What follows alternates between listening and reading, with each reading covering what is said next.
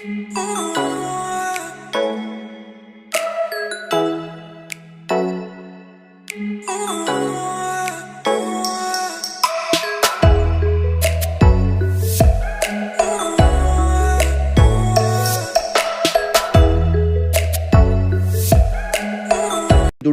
ടണലാണ് Atal tunnel.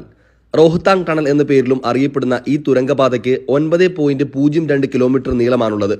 സമുദ്രനിരപ്പിൽ നിന്നും 10,000 അടി ഉയരത്തിൽ സ്ഥിതി ചെയ്യുന്ന ഈ ടണൽ മുൻ ഇന്ത്യൻ പ്രധാനമന്ത്രി അടൽ ബിഹാരി വാജ്പേയിയുടെ പേരിലാണ് അറിയപ്പെടുന്നത്. അടൽ ടണൽ നിലവിൽ വന്നതോടെ ലേയിൽ നിന്നും മണാലിയിലേക്കുള്ള യാത്രാദൂരവും സമയവും ഗണ്യമായി കുറയ്ക്കാൻ സാധിച്ചത് വിനോദസഞ്ചാരത്തിനും സൈനിക നീക്കങ്ങൾക്കും ഏറെ ഉപകാരപ്രദമാണ്. 2010 നിർമ്മാണം ആരംഭിച്ച ഈ പദ്ധതി നിരവധി സാങ്കേതിക കാരണങ്ങളാൽ നീണ്ടുപോയതിനാൽ 2020 ഉദ്ഘാടനം ചെയ്തത്. ലോകോത്തര നിലവാരത്തിലുള്ള അതിനൂതന സാങ്കേതിക വിദ്യകളോടെ നിലവിൽ വന്ന അടൽ ടണൽ എന്ന ഇന്ത്യയുടെ അഭിമാന പദ്ധതിയുടെ നിർമ്മാണത്തിന് നേതൃത്വം നൽകിയത് മലയാളിയായ ചീഫ് എഞ്ചിനീയർ കണ്ണൂർ സ്വദേശിയായ KP പുരുഷോത്തമനായിരുന്നു. ആകാശം മുട്ട് ഉയർന്നു നിൽക്കുന്ന പർവ്വതം തുരന്ന് ബോർഡർ റോഡ്സ് ഓർഗനൈസേഷൻ നിർമ്മിച്ച എഞ്ചിനീയറിംഗ് വിസ്മയമായി അടൽ ടണൽ ലോകത്തിനു മുന്നിൽ ഇന്ത്യയുടെ അഭിമാനമായി നിലകൊള്ളുകയാണ്.